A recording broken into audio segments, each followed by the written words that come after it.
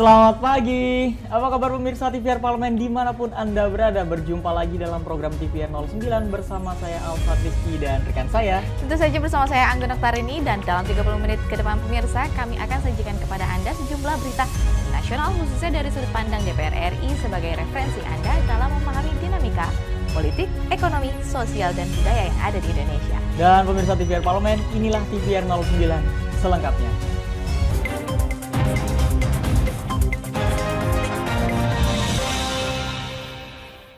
Pemirsa, soal maraknya pelanggaran kawasan dan kebakaran hutan di Indonesia, Komisi 4 DPR RI mendesak Kementerian Lingkungan Hidup dan Kehutanan untuk mempertegas sanksi bagi pelaku pelanggaran izin kehutanan serta mengoptimalkan kegiatan pencegahan kebakaran hutan di kawasan hutan.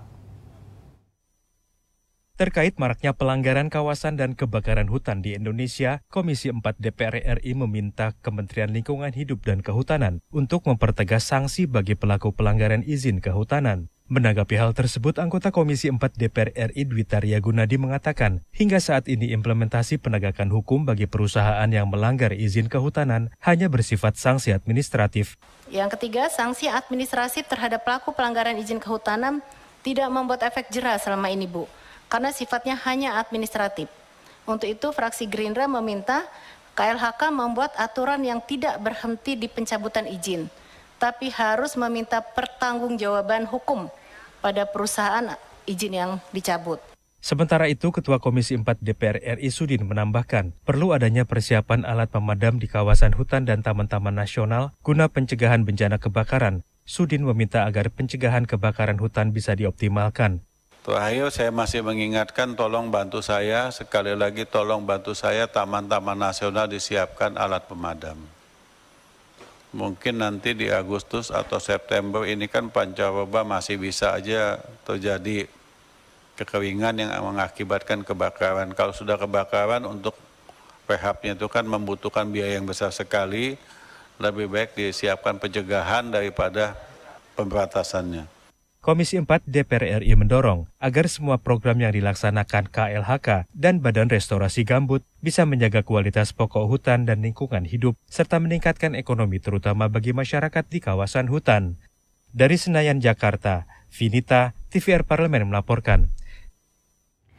Usai disahkannya Undang-Undang Hubungan Keuangan Pusat dan Daerah atau Undang-Undang HKPD, Komisi 11 DPR RI berharap peraturan ini mampu mendorong dan membantu pemerintah daerah dalam upaya meningkatkan pendapatan asli daerah. Komisi 11 DPR RI berharap Undang-Undang Nomor 1 Tahun 2022 tentang Hubungan Keuangan Pusat dan Daerah bisa membantu pemerintah daerah dalam upaya meningkatkan pendapatan asli daerah. Ditemui usai pertemuan kunjungan kerja reses Komisi 11 DPR RI di Provinsi Bali belum lama ini, anggota Komisi 11 DPR RI Fauzi Amro mengatakan, Undang-Undang HKPD diharapkan dapat membantu pemerintah daerah dalam upaya peningkatan pendapatan asli daerah, peningkatan pajak, dan pendapatan daerah. Nah, kita berharap dengan Undang-Undang HKPD ini bisa membantu kabupaten dan Pemda dalam rangka peningkatan PAD, dalam rangka peningkatan pajak, dalam rangka peningkatan pendapatan daerah. Nah, bagaimana dapat hubungan itu bisa terjaga dengan baik? Dan dengan Undang-Undang HKPD inilah pemerintah bisa memberi suatu harapan kepada Pemda, provinsi dan kabupaten kota yang di Bali untuk meningkatkan PAD dan pendapatannya. Sementara itu, Wakil Ketua Komisi 11 DPR RI Dolfi mengatakan, pemerintah masih punya banyak waktu untuk melakukan sosialisasi penerapan Undang-Undang HKPD yang mulai diimplementasikan pada tahun 2023 mendatang. Menurutnya, beberapa substansi dalam Undang-Undang HKPD akan diberlakukan secara bertahap dengan penyesuaian kemampuan daerah masing-masing. Ya, undang-undang ini kan akan diterapkan nanti pada tahun depan. Nah, pemerintah masih punya kewajiban untuk mensosialisasikan. Dan Undang-Undang HKPD ada beberapa substansi yang diberlakukannya secara bertahap menyesuaikan dengan kemampuan daerah dalam mencapai tahapan-tahapan tersebut. Jadi memang masih ada waktu untuk mensosialisasikan ini. Dari Provinsi Bali, Firdaus Panji, TVR Parlemen melaporkan. Di tengah ketidakpastian ekonomi global seperti saat ini, produk lokal didorong mampu menjadi solusi untuk mengatasi krisis pangan. Informasi selengkapnya sesaat lagi dan tetaplah bersama kami di TVR 09.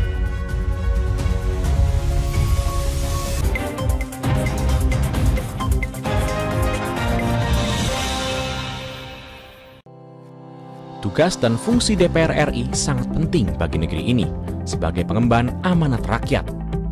Namun tidak banyak yang tahu apa saja fungsi dan tugas dari DPR. DPR mempunyai 3 fungsi pokok, yaitu legislasi, anggaran, dan pengawasan. Ketiga fungsi tersebut harus dilaksanakan dalam kerangka fungsi representasi yang mengedepankan kepentingan rakyat berdasarkan aspirasi masyarakat dan untuk kesejahteraan rakyat. Dari fungsi legislasi, DPR RI mempunyai tugas dan wewenang untuk menyusun dan menetapkan program legislasi nasional bersama dengan pemerintah, menyusun dan membahas rancangan undang-undang, menerima rancangan undang-undang dari DPD, membahas rancangan undang-undang yang diusulkan oleh Presiden ataupun DPD, menetapkan undang-undang bersama dengan Presiden, menyetujui atau tidak menyetujui peraturan pemerintah pengganti undang-undang yang diajukan Presiden untuk ditetapkan menjadi undang-undang. Sementara, fungsi anggaran membahas dan memberikan persetujuan atau tidak memberikan persetujuan terhadap rancangan undang-undang tentang APBN yang diajukan Presiden, memperhatikan pertimbangan DPD atas rancangan undang-undang tentang APBN dan rancangan undang-undang terkait pajak, pendidikan, dan agama, menindaklanjuti hasil pemeriksaan atas pengelolaan dan tanggung jawab keuangan negara yang disampaikan oleh BPK, memberikan persetujuan terhadap pemindah tanganan aset negara maupun terhadap perjanjian yang berdampak luas bagi kehidupan rakyat yang terkait dengan beban keuangan negara. Dan fungsi pengawasan melakukan pengawasan terhadap pelaksanaan undang-undang, APBN, dan kebijakan pemerintah, membahas dan menindaklanjuti hasil pengawasan yang disampaikan oleh DPD terkait pelaksanaan undang-undang mengenai otonomi daerah, pembentukan, pemekaran, dan penggabungan daerah, pengelolaan sumber daya alam dan sumber daya ekonomi lainnya, pelaksanaan APBN, pajak, pendidikan, dan agama. Terima kasih. Video ini dipersembahkan oleh TV dan Radio Parlemen, Biro Pemerintahan Parlemen, Sekretariat Jenderal, dan Badan Keahlian DPR RI.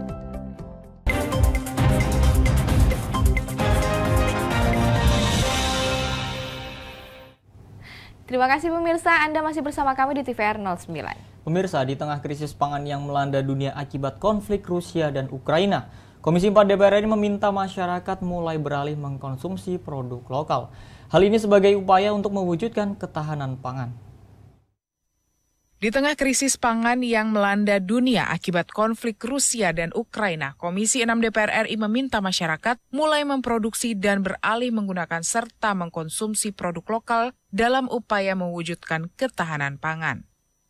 Anggota Komisi 6 DPR RI Melanie Leimena Suharli menyatakan, berbagai permasalahan global berpartisipasi terhadap ancaman krisis pangan. Lonjakan harga komoditas pun terjadi imbas perang Rusia dan Ukraina. Kondisi ini diperparah akibat sejumlah negara penghasil komoditas pangan menghentikan keran ekspor seperti gandum dan kedelai. Untuk itu, Melanie menghimbau masyarakat mulai menggalakkan program menanam komoditas pangan sebagai upaya mengantisipasi krisis pangan dunia dan mewujudkan ketahanan pangan nasional. Di sisi lain, ia mendorong pemerintah melakukan penelitian untuk menentukan jenis komoditas pangan yang potensial dikembangkan di dalam negeri. Mengatasi nanti kalau terjadinya krisis global pangan yang sekarang juga sudah mulai ya, tapi kita masih belum terlalu terdampak. Kalau nggak antisipasi dan research and development-nya tidak dikembangkan, akhirnya kita jadi sudah krisis yang tidak kita bisa atasi kembali. Sekarang ini mungkin saatnya untuk bersama-sama untuk meneliti mana-mana produk-produk pangan yang bagus untuk dikembangkan, yang lahannya juga cocok untuk dikembangkan. Kan banyak daerah-daerah kita konsentrasikan untuk menanam apa-apa yang diperlukan. Dodi Muharam, TVR Parlemen melaporkan. Komisi 9 DPR RI meminta BPJS Kesehatan untuk tidak tergesa-gesa dalam menjalankan program kelas rawat inap standar BPJS Kesehatan karena infrastruktur panjang medis di banyak rumah sakit yang belum memenuhi standar nasional. Komisi 9 DPR RI menilai pelayanan kesehatan bagi masyarakat masih belum optimal dan perlu adanya pembenahan yang dilakukan pemerintah. Anggota Komisi 9 DPR RI Darul Siska mengungkapkan infrastruktur beserta sarana-prasarana penunjang medis di rumah sakit belum memenuhi standar nasional. Darul Siska menyayangkan dalam program kelas rawat inap standar telah terpilih 5 rumah sakit yang dianggap layak dan memenuhi syarat menjadi rumah sakit percontohan program kelas rawat inap standar BPJS Kesehatan. Namun dari kelima rumah sakit tersebut, masih ada beberapa hal yang perlu diperbaiki. Harus ada perhatian dari kita semua, terutama pemerintah, untuk melakukan perbaikan infrastruktur semua rumah sakit. Rumah sakit vertikal di seluruh tanah air, rumah sakit TNI Polri, dan rumah sakit umum daerah.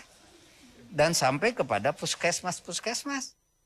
Anggota Komisi 9 DPR RI, Linda Megawati menambahkan, BPJS Kesehatan jangan tergesa-gesa menjalankan program kelas rawat inap standar. Linda menyebut, saat ini masyarakat masih terbebani karena tidak semua obat-obatan dan tindakan medis ditanggung oleh BPJS Kesehatan.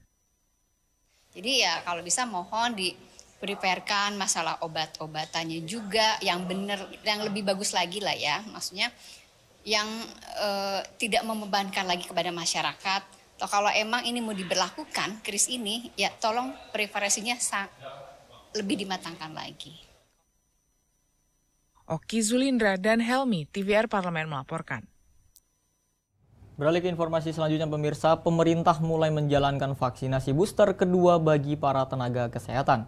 Anggota Komisi 9 DPR RI meminta pemerintah lebih jelas dalam membuat kebijakan tersebut agar tidak menimbulkan kebingungan bagi masyarakat. Pemerintah mulai menjalankan vaksinasi booster kedua bagi para tenaga kesehatan. Anggota Komisi 9 DPR RI meminta pemerintah lebih jelas dalam membuat kebijakan tersebut agar tidak menimbulkan kebingungan bagi masyarakat. Vaksinasi booster kedua diberikan dengan interval 6 bulan sejak vaksinasi dosis booster pertama. Di Jakarta, Kurniasih Mufidayati mengungkapkan, masyarakat bukan menolak vaksinasi COVID-19 yang dilakukan pemerintah, namun pemerintah harus memberikan penjelasan kepada masyarakat terkait kebijakan tersebut. Menurutnya, pemerintah harus cermat dalam menerapkan kebijakan berdasarkan fakta atau evidence-based policy. Bikin kebijakan itu 1, evidence-based policy. 2, konsistensinya harus diperhatikan. 3, long term gitu.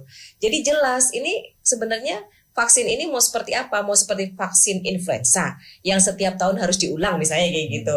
Atau vaksin ini mau harus per 6 bulan. Atau vaksin ini per 3 bulan. Atau vaksin ini mau sampai yang keberapa. Ini jadi masih belum long term. Jadi kita tuh masih nggak ngerti sebenarnya vaksin ini daya tahannya tuh sampai berapa lama sih? Gitu kan seperti itu. Terus ketika jaraknya antara vaksin 1 dengan vaksin 2, vaksin 2 dengan vaksin 3 itu sudah terlalu lama. Tadi ada istilah vaksin DO kan seperti itu. Nah ini yang tadi ya penjelasannya itu juga saya rasa kepada publik ini perlu didetilkan ya kan. Kurniasih Mufidayati mengakui kembali naiknya kasus COVID-19 di Indonesia bukan hal mudah. Untuk itu, diperlukan kolaborasi bersama yang melibatkan seluruh elemen masyarakat untuk memperbaiki pola pemberlakuan kebijakan dalam mengantisipasi naiknya kasus positif COVID-19. Rifki Makdudi, TVR Parlemen melaporkan. Perilaku perundungan atau bullying serta kekerasan yang dilakukan oleh anak harus dicegah sejak dini. Informasi lengkapnya sesaat lagi, untuk itu tetaplah bersama kami di TVR 09.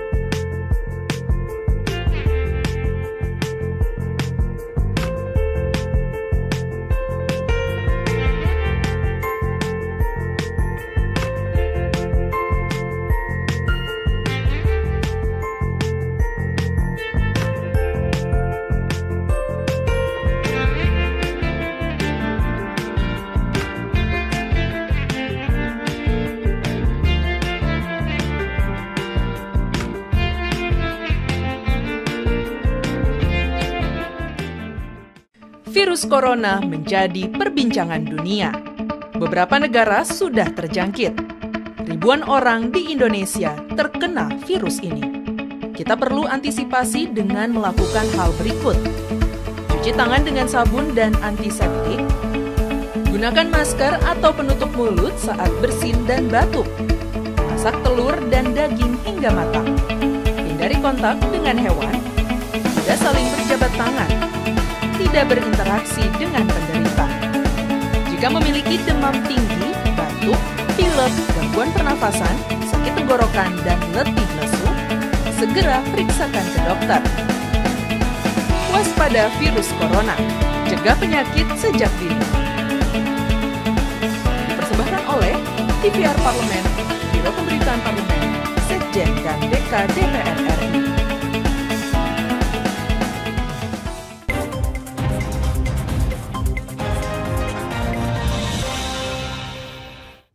Anda kembali bersama kami pemirsa di TVR 09. Bullying atau perundungan dan kekerasan antar teman sebaya mengintai anak-anak di masa pertumbuhannya. Kasus meninggal seorang anak di Tasikmalaya harus menjadi perhatian seluruh elemen masyarakat. Dan DPR RI menegaskan persoalan kekerasan seksual dan perundungan tidak hanya soal penanganan dari segi hukum. Pemerintah berperan penting dalam melakukan edukasi dan literasi sebagai upaya pencegahan kekerasan dan perundungan pada anak. Pemirsa, berikut ini laporan mendalam yang telah dirangkum oleh tim redaksi TVR Parlemen dalam segmen editorial.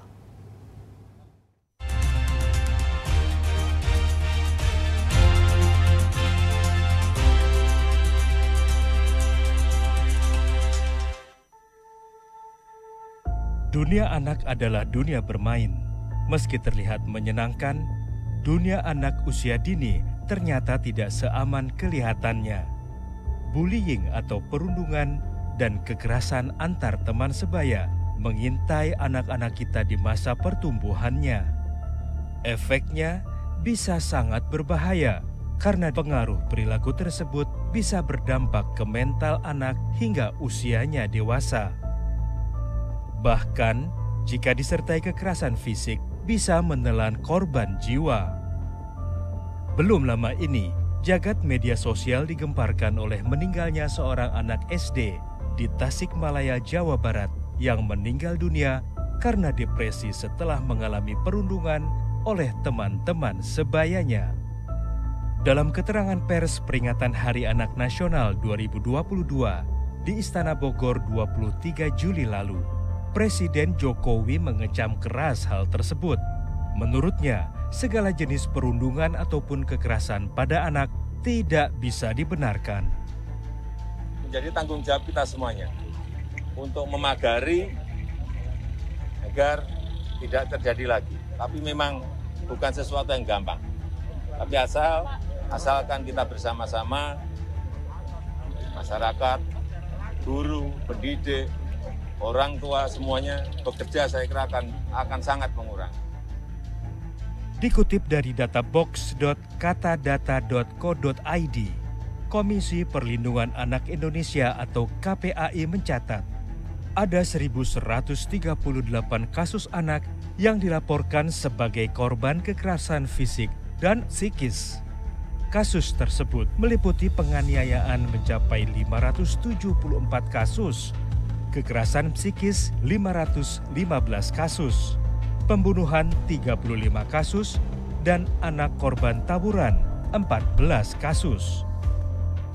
Menurut KPAI, kasus tersebut dilatar belakangi oleh beragam faktor seperti pengaruh negatif teknologi dan informasi, permisivitas, atau budaya serba membolehkan di lingkungan sosial budaya, lemahnya kualitas pengasuhan, kemiskinan, tingginya angka pengangguran, hingga kondisi perumahan atau tempat tinggal yang tidak ramah anak. Kasus perundungan di Tasikmalaya dan penyiksaan anak di Bekasi, Jawa Barat hanyalah secuil dari puncak gunung es kasus-kasus kekerasan yang rentan dialami anak Indonesia. Hal ini menjadi perhatian semua pihak, tak terkecuali DPR RI. Anggota Komisi 8 DPR RI Seli Andriani Gantina menjelaskan, persoalan kekerasan seksual dan bullying tidak hanya soal penanganan dari segi hukum. Menurutnya, Kementerian PPPA berperan penting dalam melakukan edukasi dan literasi sebagai upaya pencegahan kekerasan dan bullying pada anak. Fungsi koordinasi yang dimiliki Kementerian PPPA dinilai kurang efektif dalam pencegahan kasus kekerasan dan bullying. mengingat diperlukan koordinasi dengan beberapa kementerian terkait. Salah satunya adalah Kementerian Pendidikan. Jadi maksud saya bahwa ini ada semacam regulasi yang harus kita benahi ya, harus kita benahi. Jadi menurut saya nanti ini menjadi PR kami saja yang di DPR agar ke depan bahwa regulasi ini di dalam PP tadi tidak lagi harus ke ranah Kementerian PPPA, tetapi PP tersebut langsung men-split bahwa edukasi langsung dilakukan oleh Kementerian A. Setiap kementerian harus melakukan regulasi tanpa harus berkoordinasi dengan Kementerian PPPA gitu kan. Karena kalau harus berkoordinasi dulu kan rasanya terlalu banyak mata rantainya seperti itu. Sementara itu, Wakil Ketua Komisi 8 DPR RI Aceh Hasan Sadzili mendorong Kementerian PPPA mengeluarkan rekomendasi untuk mengawal regulasi perlindungan anak hingga di tingkat daerah. Nah, karena itu yang terpenting Kementerian PPA adalah bagaimana memastikan membuat satu rekomendasi terhadap kebijakan regulasi yang betul-betul bisa melindungi anak dari segala bentuk bully, ancaman, intimidasi, pemaksaan kehendak dan lain-lain yang bisa merugikan atau menghambat tumbuh kembang anak secara normal gitu. Termasuk juga diantaranya pemerintah daerah perlu misalnya membuat kota layak anak ya. Komisi 8 DPR RI berkomitmen meningkatkan pengawasan terhadap kinerja Kementerian PPPA dalam memberikan pendampingan kepada anak yang memiliki masalah pergaulan sosial sehingga kejadian bullying yang berpotensi mengakibatkan korban jiwa tidak terulang lagi. Tim Liputan TVR Parlemen melaporkan.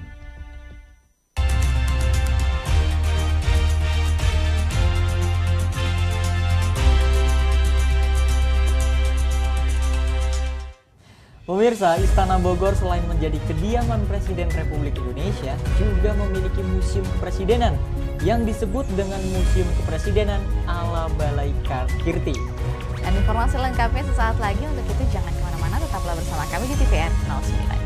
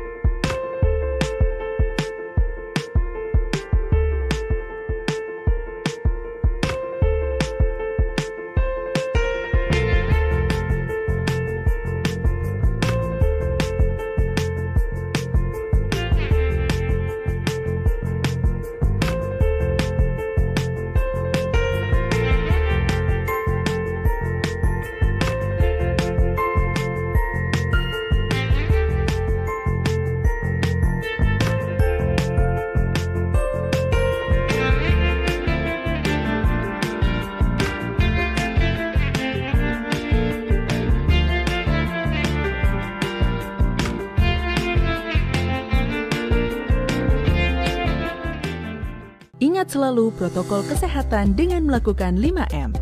Memakai masker, mencuci tangan pakai sabun, menjaga jarak, menjauhi kerumunan, membatasi mobilisasi dan interaksi.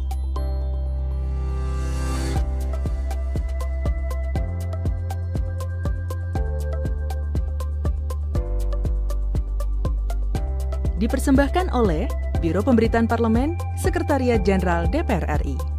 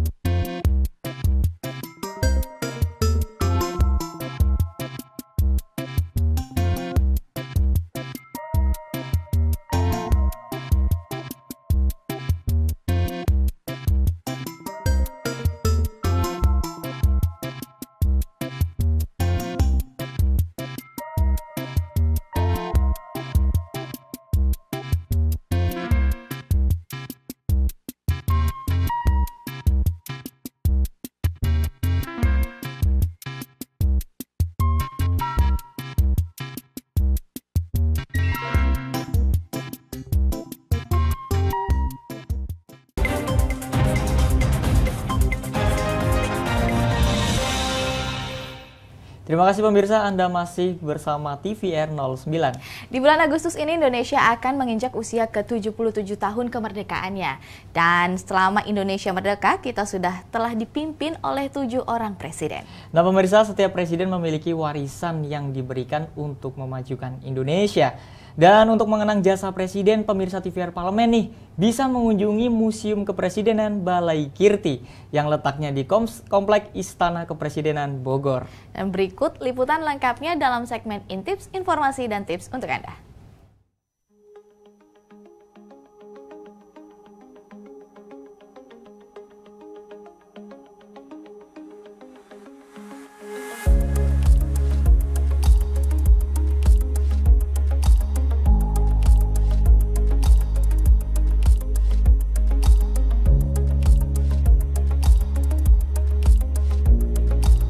Semenjak bangsa Indonesia merdeka, Indonesia telah dipimpin oleh 7 presiden. Setiap presiden memiliki jasa dan kisahnya masing-masing yang layak untuk dikenang dalam upayanya memimpin bangsa Indonesia. Untuk itu, kami ajak pemirsa TVR Parlemen berkunjung ke Museum Kepresidenan Balai Kirti.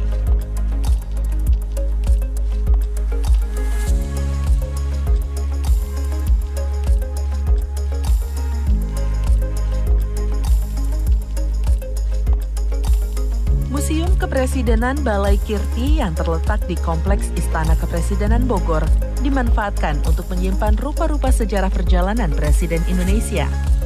Dinamakan Balai Kirti karena diambil dari kata kirti yang berasal dari bahasa Sanskerta yang berarti tindakan yang membawa kemasyhuran. Sehingga bila digabungkan nama Balai Kirti dapat dimaknai sebagai bangunan yang menampung berbagai benda bersejarah, peninggalan perjalanan sejarah kepemimpinan para Presiden Republik Indonesia. Demi Allah, saya bersumpah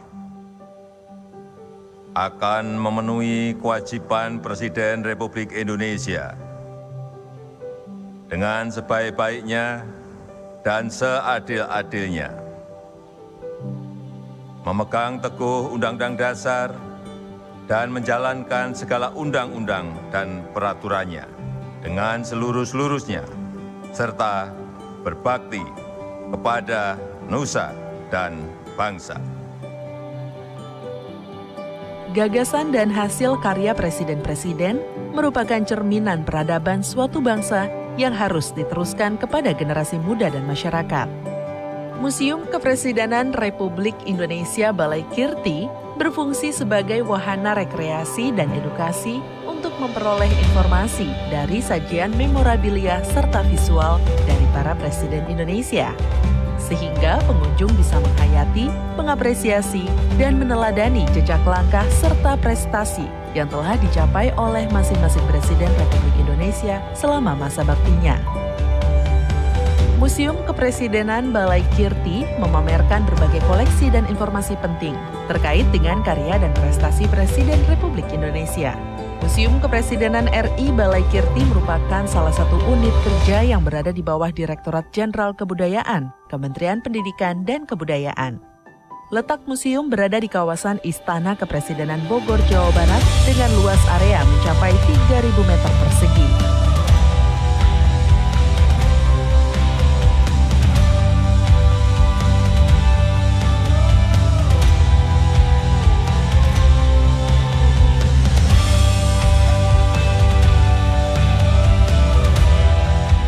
Nah, bagaimana pemirsa TVR Parlemen? Apakah pemirsa tertarik berkunjung ke Museum Kepresidenan Balai Kirti?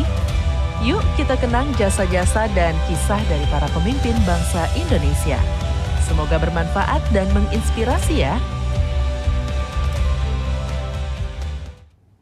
Baik pemirsa, kami infokan kepada Anda bahwa DPR RI saat ini sedang memasuki masa reses, di mana seluruh anggota Dewan kembali ke daerah pemilihan masing-masing melaksanakan fungsi representasi DPR, menyerap dan menghimpun aspirasi masyarakat.